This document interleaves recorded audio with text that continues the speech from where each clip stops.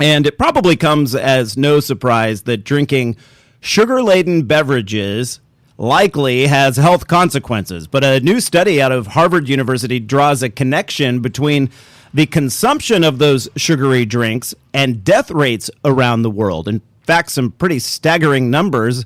Dr. Gitanjali, I hope I got that right, Singh with the Harvard School of Public Health joins us on the line this morning to explain the findings a bit further. Welcome to the program, Dr. Singh. Thank you very much. I'm very happy to be here. Now, how did you and your fellow researchers tie the two together? What factors in a person's death did you use to conclude that sugary drinks then played a role? Well, we know that sugary beverages are linked to obesity and diabetes, and we also know that a large number of deaths worldwide are caused by obesity-related diseases, such as cardiovascular diseases and cancers. So our goal was to really quantify how many deaths from obesity-related diseases are caused by drinking sugary beverages. And which diseases in particular did you look at? We looked at diabetes, heart disease, stroke, and several obesity-related cancers, such as breast cancer, uterine cancer, colorectal cancer, and a few others. Was there a way for you to separate out some of those cancers that may have been caused by, clearly by something other than the consumption of sugary drinks? Sure. We only looked at these cancers that have a known link to obesity.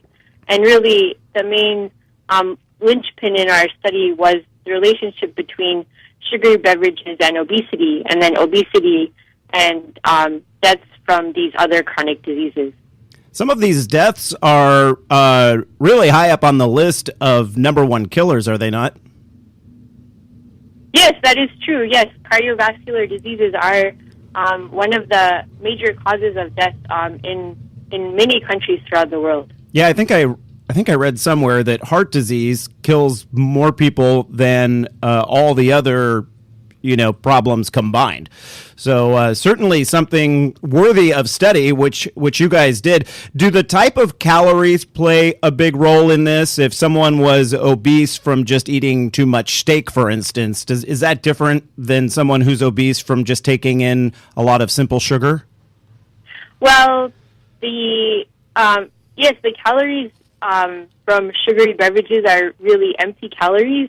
So sugary beverages are obviously very high in sugars, and they don't have a lot of other nutrients. And when people drink large amounts of sugary beverages, they also don't feel full. So they don't eat less of other foods. They eat the same amount of other foods that they usually eat. So basically, you have a large number of calories and a lot of sugar that get added on top of, a person's normal diet. Right. So that really contributes a lot to obesity. Have you had any skeptics that say correlation is not causation? Well, just to be clear, our study was not an ecological study, so it's not that we just looked at sugar-sweetened beverage intakes and disease rates and then try to make correlations. We used a very well-established risk assessment framework, which has been published in a lot of studies. We launched a massive data collection effort. It took about 5 years to collect data from countries around the world to determine how much sugary beverages are consumed worldwide and in individual countries. And, the relationship between sugary beverages and weight gain and diabetes and obesity, those relationships are very well established in many large studies.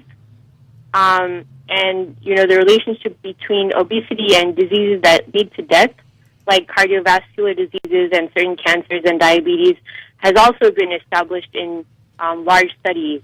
Right. So, combining all these sources of data, we were able to quantify these disease burdens by country and age and sex. So it was a very rigorous way of looking at or of quantifying how many deaths are caused by this risk factor. Dr. Singh, what did you find? Which countries have the highest levels of sugary drink-related obesity deaths?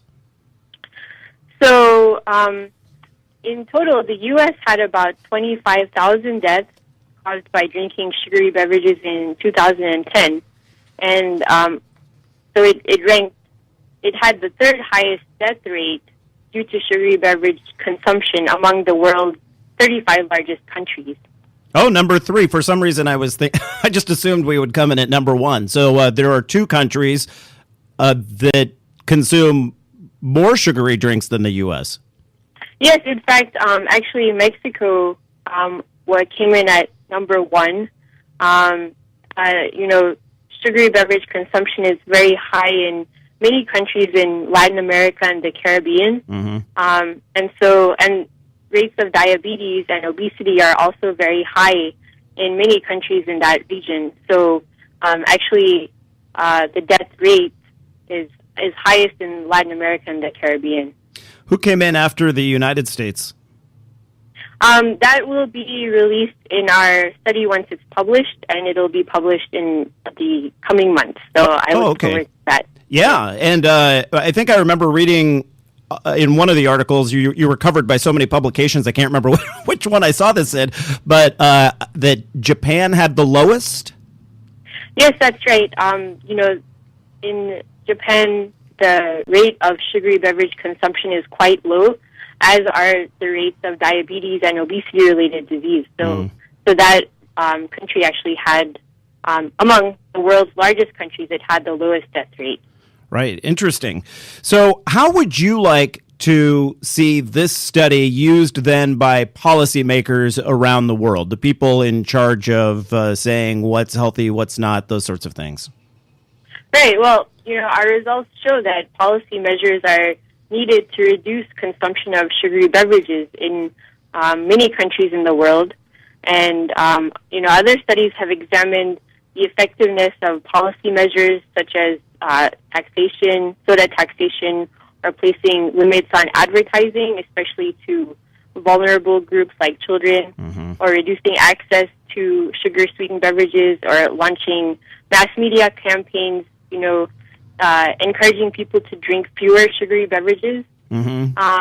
So overall, public officials or, governmental officials, I think they really need to make an effort to select and implement effective evidence-based policies to reduce sugary beverage consumption, even in the face of industry opposition, in order to improve the public's health. Much like what we're seeing in New York City.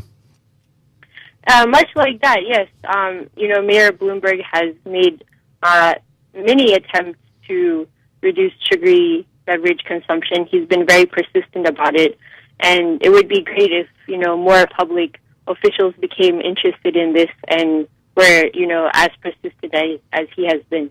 Well, education certainly goes a long way, and just by the sheer fact of releasing this study, it does push a level of education through the media. Have you heard from any policymakers in the wake of this release where they would like to know more information? As of yet, we haven't had a lot of contact with policymakers, but I think once our study is published, then perhaps it will. Dr. Gitanjali Singh with the Harvard School of Public Health, in the wake of a study about sugary drinks, obesity rates, and death rates around the world. Thank you so much for joining us this morning. Thank you very much. It was a pleasure to be with you. All right, stick around, everyone. I'm your host, Randall White. We are back after a short break with the author of Frankenstein's Cat, a look at genetically modified animals. The time, 8:28.